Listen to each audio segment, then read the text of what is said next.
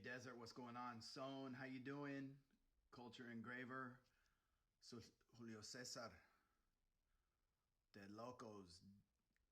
All right, Donny, right on time. Oh, right on, Sonia. Thanks. Hey, Camilo. All right. Wow. Glad to see everybody jumping in here. Elon, how's it going? Shoot 'em up, Mike. What's up, everybody? Vito Grand, how you doing? Rude Dog, thanks for coming back, man. Appreciate that. All right. I'm going to keep it F100 with you. What's up? What's going on? What's up, Brian? So, Brian, I got to get you in here talking BMX bikes and 80s kid stuff, man. Just, Donnie, you should have a functionality where you can, it should show, if you scroll back, it'll say request to be in. Luan, how you doing, man? Right when you came on, there should be a request to be in the live video. Some people from Brazil spending their evening with us.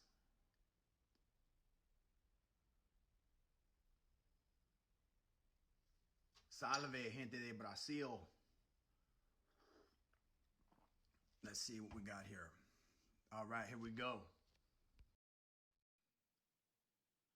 Ulysses, how you doing, man? All right, Arizona. Donnie. Hey, I made it. Right on, man. How you doing? I'm good, my brother. How are you? I'm doing all right, man. Sheltering in place. Right? I know, man. My kids are going crazy. I'm going crazy, but I'm good. I've been fortunate to work. You know, I'm retired, but I have my side business, so I'm fortunate to do that. Right, right. Hey, Impala Mike says, "What's good, fellas?" What's good? What's good? All right. Right on, man. Well, I appreciate you doing this with me. You know, we talked some time ago, kind of impromptu, and I just started to roll the recorder, and just kind of picking your brain about, old school low riding in San Francisco. And it actually turned out to be a nice little round table of low riding in not only San Francisco and the Bay Area, but it ended up being California at large, and that was such a good conversation. And I've listened to that recording, countless times since we did it. And it was like almost like, I think maybe 2 years ago that we did it, for sure. Yeah. For sure, at least 1 year, but I think it was 2 years ago. And there's just so much good stuff in there. So I just wanted to reconnect with you and to kind of maybe revisit some of those things. So that's the motive, Yeah. So yeah, Mike, man. I'm flattered I could be here, and thank you for the invite. And yeah, that day that you you got all that info. I mean, you had Jerry Grego there, and he's an original Low Creations member from the 70s. Right. So, I mean, he was breaking off that knowledge from that era, I mean, I was a youngster at that time. I was watching them. They were already 18, 19 years old when I was like 12, and I used to watch them. But, those guys are the first generation, the teachers, the influencers, the roots, most definitely. Well, so let's talk about it. Let's take it all the way back. What is your earliest childhood memory of low riding? Like when you think back to when you first went, that's my stuff right there. That's for me. How old were you?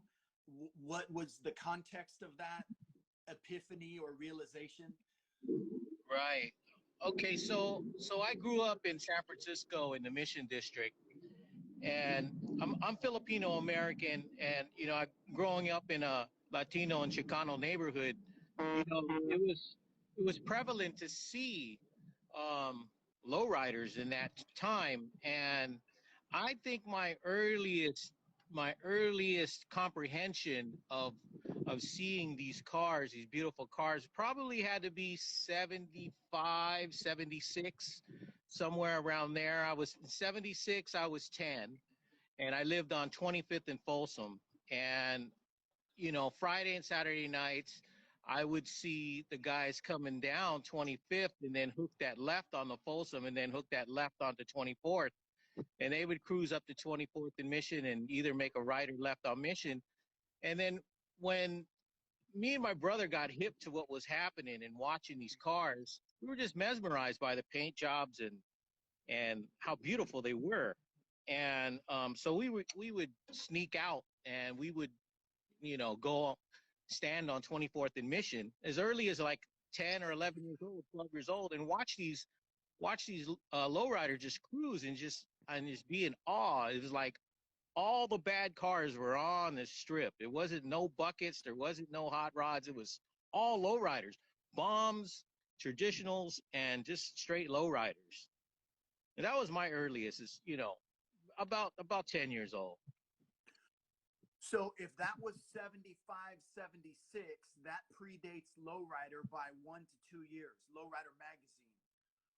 Yeah. So Low Creations, I'm the vice president of Low Creations, and um, Low Creations started in 1974 in San Francisco. So it predates the magazine.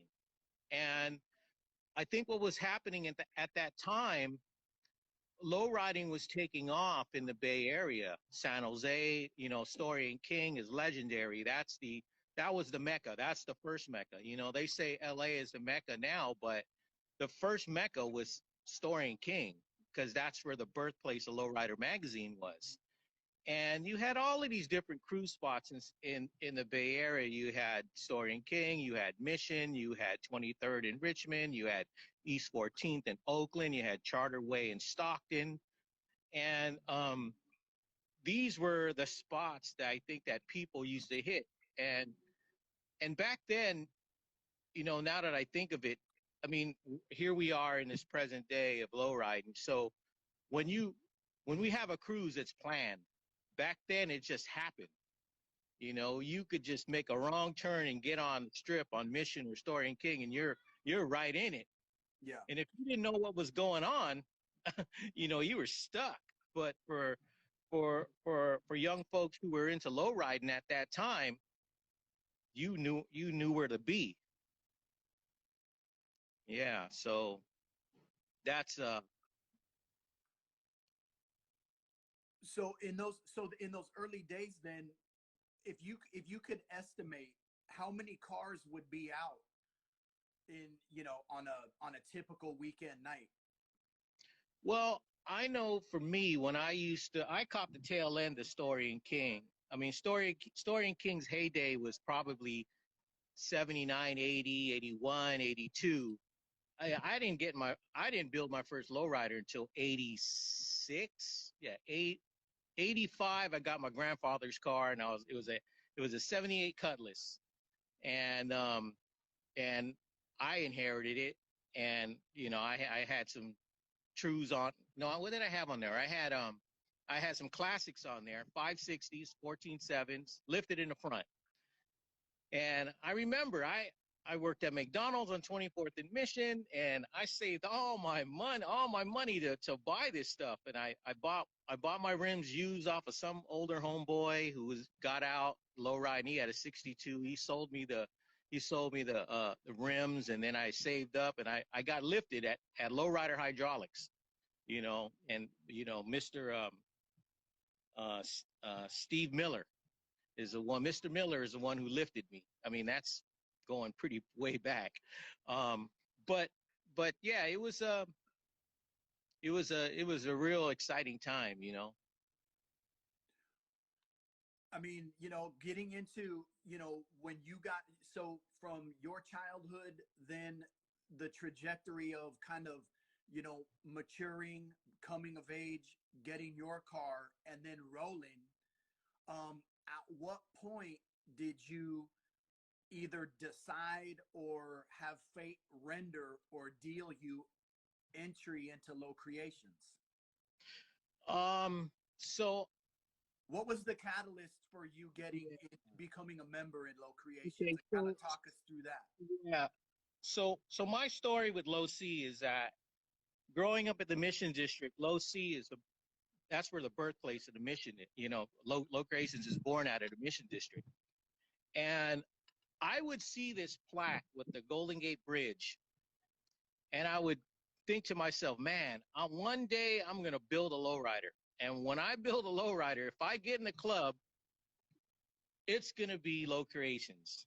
And I remember when I got in the club, probably, I started hanging out with the club probably in 88, 89, but I didn't earn a plaque until 91 because my car wasn't clean enough. And I came in under Robert Delaney, and he was the fifth president in the years that Low Creations has been around. So, think from 74 all the way until 91 is when I got plaqued. Okay, so they were already, the OGs already put it down. And when we used to cruise, like I was saying earlier, I caught the tail end of Story and King, and what was Santa cruising on Santa Clara. Man, the cruise would go till 5 a.m. The cops would just shut it down, and they would cruise somewhere else and then swing back around. They would just cone off and put you right back up, put you on the freeway. You'd have to come back around, but the cruise didn't stop until 5 a.m. There were thousands of cars out there too. Fun time. Nice. What was the criteria? Like you say, your car wasn't clean enough. What were the standards of Low Creations to be able to even prospect if that was part of the process? Well, I remember as early as the 70s, you had dudes like Jerry and Dominic and some of the other brothers, Chapter and Vallejo. These dudes were candied up in the 70s with patterned out Zeniths, I didn't have Dayton's. It was Zeniths.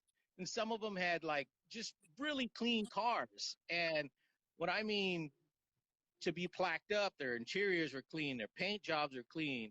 They had juice, they had nice wheels, and just real cool dudes, And when I got in and I got voted in, what they do is we walk around your car and see if you have like stuff that's like dings or your car just have to be clean. Really, it could be a stock paint job. It doesn't have to be candy paint job, but just clean. Real clean car, presentable. And then in those walk around inspections, would there be fines? Would there be any kind of penalties? Well, for that? Yeah. So in the past, what happened was, let's say you got voted in and you were let to fly a plaque, and you acquired a dent on the car, or your registration was invalid. You had to drop a plaque. And these are in bylaws. So it wasn't that you were out of the club, but you just couldn't fly the plaque until you took care of that stuff. And it was one of those things where, you have to take your word for it. I mean, there's pride in ownership basically in the plaque. So that's what I mean. So like when you're flying a plaque, you have to really be proud of that plaque. So you can't fly a plaque primer. You can't fly a plaque with a dent. You can't fly a plaque, you can't be riding dirty. If your driver's license suspended, you got a ticket in your own. No one's going to know that, but why would you put the club through that? So you have to just be, straightforward. Now, in the years that we're talking about, I mean, You're old enough to be my older brother. I'm only 54, man. I'm in my mid-50s. My sister's 56, so I'm being true on that one. Okay, well, I'm almost there. Yeah. So, but, I mean, being an historian, I've studied the history of California. I've Yeah. taught the history of San Francisco. I've independently researched, the history of lowriding in San Francisco at that time. And I know that it was no picnic in terms of, San Francisco Police Department attitudes toward lowriding, which were no different than Los Angeles Police Department attitudes about low riding, or San Diego Police Departments, or law enforcement anywhere, having a negative outlook and a negative response or reaction to low riding. So would it be possible then in that period that you're talking about for some of those dents or busted taillights to be at the hand or baton of San Francisco Police Department, just being harassed? Yeah, so that was happening in the 70s, and even it was happening in the 80s as well too. But in San Francisco is a real progressive city. So I think what was happening was at that time in the 80s, things started to change in the police department. And it's stopped being the good old boy network, and they started to let women and minorities come in now. And I think what happened, even a lot of older members of Low Creations in its conception from 1974 have left the club and then gone to pursue their careers. Some became lawyers, some became police officers, some became, life goes on besides lowriding. And they've always had the love for lowriding, and I'm still in contact with some of these people. So what I'm saying is that some of these members gone into the police department to change outlooks, right? So like, for instance, like fast forwarding up into now. Okay, so I'm part of the San Francisco Lowrider Council, and we do King of the Streets, and we do other functions. And everything that we do is permitted. We take the permits out, we pay the fees, we get the insurance, and we have a coexistence with these other city departments. And so now, I mean, talking about San Francisco being progressive, so these are the things that help and break the stereotype of the lowrider, right? So, and you can thank some of the media, for bad mouthing us. They'll say, "Hey, John, can we use your bomb we're shooting a movie?" And you're just hyped to be in the movie, right? You're like, "Yeah, let's go, right?" And you're in it. But the scene that they want to use it for is a drive-by. Right. So someone's gonna do a drive-by out of your bomb, right? In a movie. Does that happen in real life? And with my bomb, it would have to be on a tow truck to end up doing. But this is what the perception is, right? Right. So, but what I think is happening now is that you have individuals like you and I, who break that cycle. We're asking, okay, sure, but what is it that you want to use the car for? I would like to see I want to know what you're going to use it for. Right. Oh, we're going to use it for a drive-by. No. Right. So, now I think the perception of the lowrider is that we're family guys, we're taxpayers, we're homeowners, right? And Lowrider Magazine has helped that too, with lowrider role models. Right. All these short video clips of these lowrider role models are individuals just like ourselves who have we're professionals in life. You're a professor, I'm a business owner. I own a home. I pay taxes, right? I just love building lowriders. This is what I grew up doing. Right, man. Well, cool. No, that's all good stuff. I'm Jose Suarez is giving me junk about my dashboard. He said that we could do the drive-by in my car, but the gun has to be on the dashboard. We're gonna have to put it right next to the kitchen sink, though. The wet bar, anyway. Well, so how has Low Creations changed from its inception to today? What's how has the evolution of the club worked out, or kind of evolved, if you will, or not? I mean, you had mentioned bylaws. Yeah. Have the bylaws been rewritten, or have they maintained consistency throughout all of these decades? Because we're talking about a lifetime. Yeah. You know. So Low Creations is coming up on our. We just celebrated our 45th anniversary, and the 50th is going to be something else. I mean, um, we're always in contact with the OGs. We always try to reach out, and if they reach out, we're open arms with them too. Not much has changed. We have the same bylaws. Some of the things have changed, like cars. We've opened it up to 4 doors. Before there was no 4 doors. Um, but low riding into the future, you have 4 doors, big bodies and Lincolns, and um, what else has changed? Meeting times have changed. Um,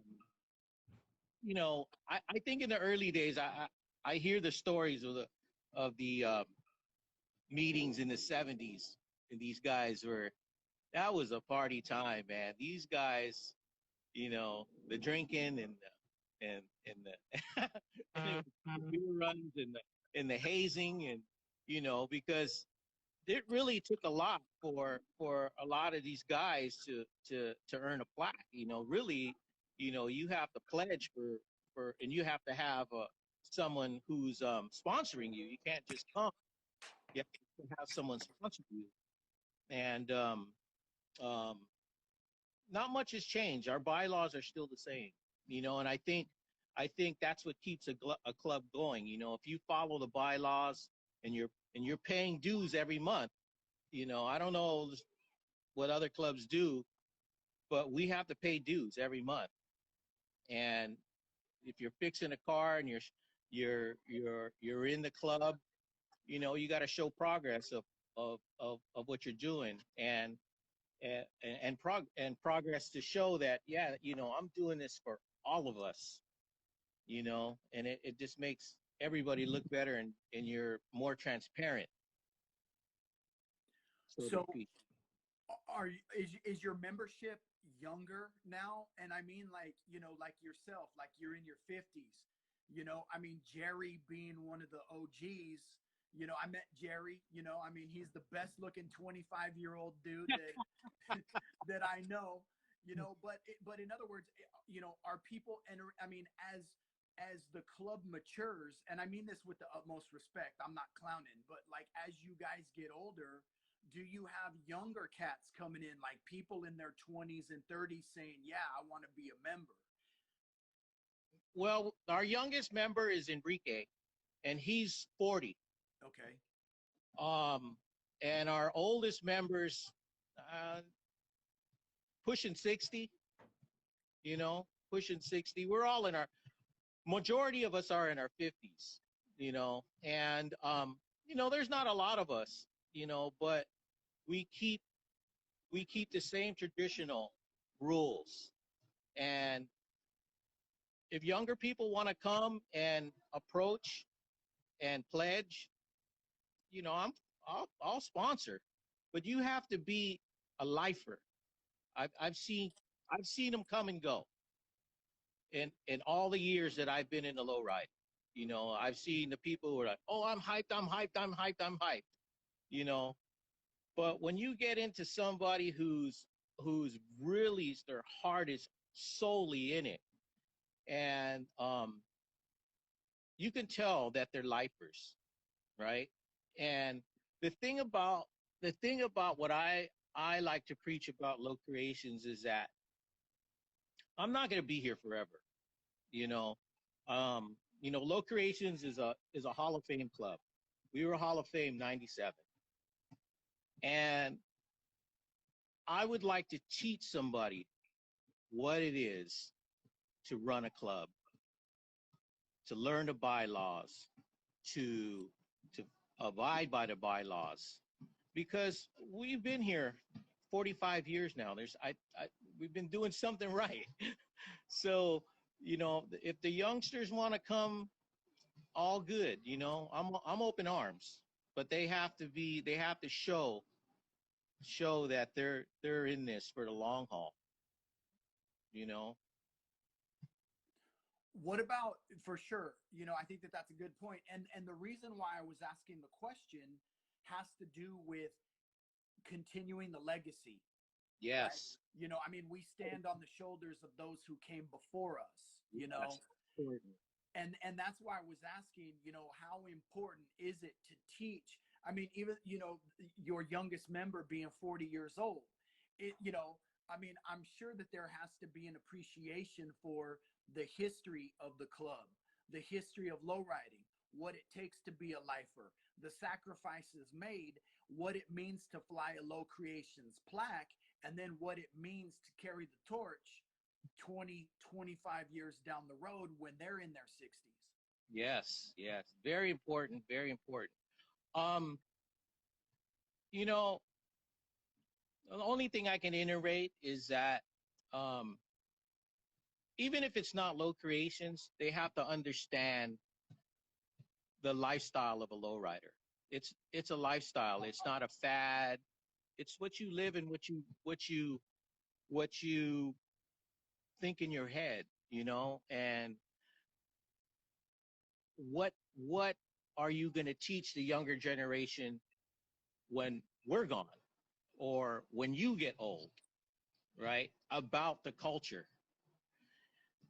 The culture is so rich, and I think people need to learn the roots, and if they learn the roots, they become very, very respectful to the culture, right? And then they start to hone it, and then they start to really embrace it, and then they exude it. When you get to that point where exuding it is I think the ultimate, because people are drawn to you now. If that makes sense. No, it definitely does. It definitely does.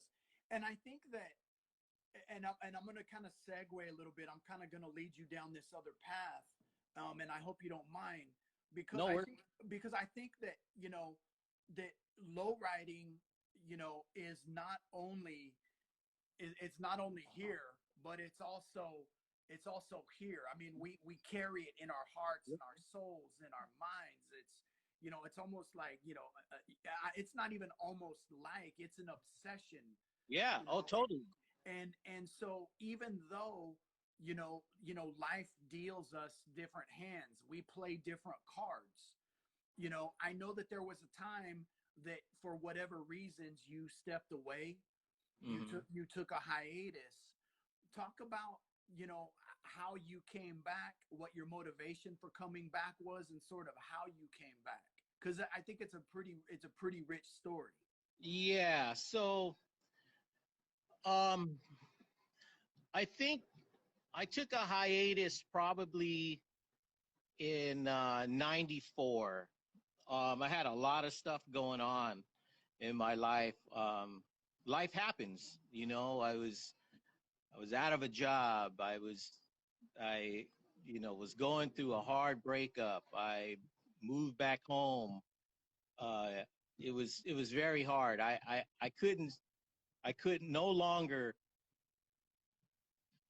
cruise in my lowrider, you know what I mean, and spend the cruising. I didn't have a job. I didn't have a place to stay. I moved back home.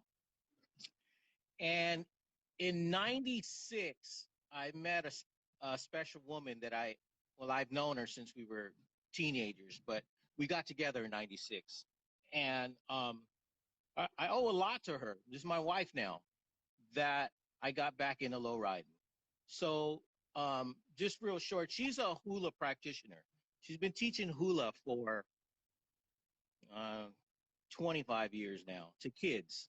Okay, these kids growing up now become professional dancers, but her wisdom teaching kind of wore off on me. And what I was doing when we got together was going to work, sitting on a couch, smoking cigarettes, smoking pot, and not doing anything. And she was like, going to practice, going to night school, going, and she was like, "Babe, are you going to be doing this? Because you need to do something that you really love to do." Because what about that car that's in your mom's garage? So this is my Bonneville. I sold the wheels, I sold the stereo, I sold the hydraulics, sitting flat on the ground. He goes, you should fix that car back up. And I said, okay, right? I got a good job then by then, and I started slowly fixing the car back up. And then when I fixed the car back up, I approached the guys from the club and I said, "Hey guys, I'm back." And they said, "Well, yeah, the car's clean, man. Throw the plaque back up." And I took off running from there. I had a queen by my side, basically. And financially, I was doing well. I started a business since then, and that started to do well. And the rest is history. Since then, I had the Bonneville, I had the Cadillac, now I have the Caprice, um, and they've all gone through, you know, damn near almost full custom. And my Caprice is about to come out in 2021, and I've been sharing a little snidbits. I didn't want to share too much, but little teaser. Yeah, little teasers, but be prepared for that one when it comes out. But when I came back to lowriding, um, for me, for me, that's when I became a lifer. I didn't know if I was going to do it really, but it was always in your heart. You talk about the car, right? The car is the material, but the lifestyle is in your heart. You don't need the car, but if you had the car, that's the material because you can get in it and you can roll down the strip and people can see, oh, it's a lowrider. But in your heart, you know what I mean? Yeah, you're a lowrider. For sure, for sure. And even when I'm not in my car, I love looking at cars. Mm-hmm. And I was talking about this with my son. I would look at a car and he'd go, "That thing's ugly," and I'm like, "Because you see it for how it is. I'm already seeing it Right. for what it could be." And it's funny, and it doesn't matter what it is. It's like whatever is going on, it's like you could envision it. Even a Prius, I thought like the generation 1 Prius, I was like, you know what, that could be like the Euros in the 90s. Right. Like Right. that would be sick to do one of those. Or like when the Toyota Echoes came out, like the ugly body style, and it's like, you know what, that could be cool. You know what I mean? Whatever it is, it's just, the wheels are always turning. So, that's what I'm saying, or like, a stock Schwinn Stingray bike. It's like, yeah, but you have that vision. And I think that's the fun part of this, is that expression of creativity that doesn't stop. I mean, I've owned many cars in Right. my mind, you know, oh, it would be, a 73 boat tail would be cool like this. A van would be cool like that. A truck, a bomb, a C10, that would, whatever, step side, doesn't matter. I mean, and I think that that's part of, just that passion, that drive, that burn that we carry with us, that really, really allows us to express ourselves with our rides. And I mean, that's the best part about cruises or shows. If Right. not the friendly, or sometimes, quite frankly, the unfriendly competition, right? And that Right. wanting to just kind of keep pushing and keep pushing, and what can I do? What can I do? Always within our own way. And I think that that's what, I mean, I know for a fact, that's what I love about your car. Seeing your car last summer at Torres Empire, you know The black. yeah, Yeah. you know, and seeing it full display. I'd seen the car, you know, at various San Francisco Lowrider Council events in the Mission, but seeing that car full display, you know, I mean, you're not hiding at all your ethnic roots, and making that part of the expression of your display, and just, you know, what you do and how you do it. Talk us through that, because you said at the outset, because people have been jumping in and out of this thing for the last half hour, but as a Filipino American, you know, how do you express that in low riding? So when I built Kona Gold, um, I I wanted to do a Hawaiian theme because of my wife. So my wife has been. I mentioned earlier that my wife is a hula teacher, and her family's from Hawaii, and many Filipinos in Hawaii. I could go into that story Sure. how they got there. That's a different story. Right. But the actual mural on the back of Kona Gold is is actually my wife and her hula teacher. Oh, Okay. nice. And the actual name of the picture is called Kabah Hula. And basically what that is a dance that is from I believe the island of Kauai. And the the patterns that are on the skirt of in that mural are solely from Kauai. So there's like different styles. But I wanted to build a car that identified for for Polynesians. And and I think at that time there were a few, you know, there were a couple in Uso, there was a couple down in LA, but I really wanted to uh, iterate that, and that's the reason why I called it Kona Gold. Okay, because gold. So Kona is a Hawaiian name for Don, and the Cadillac is gold. So um, the car was actually named by one of my wife's friends at the time, and it's actually Pakalolo, weed. Kona Gold is weed, believe it or not. Um, I believe so it. yeah, so I wanted to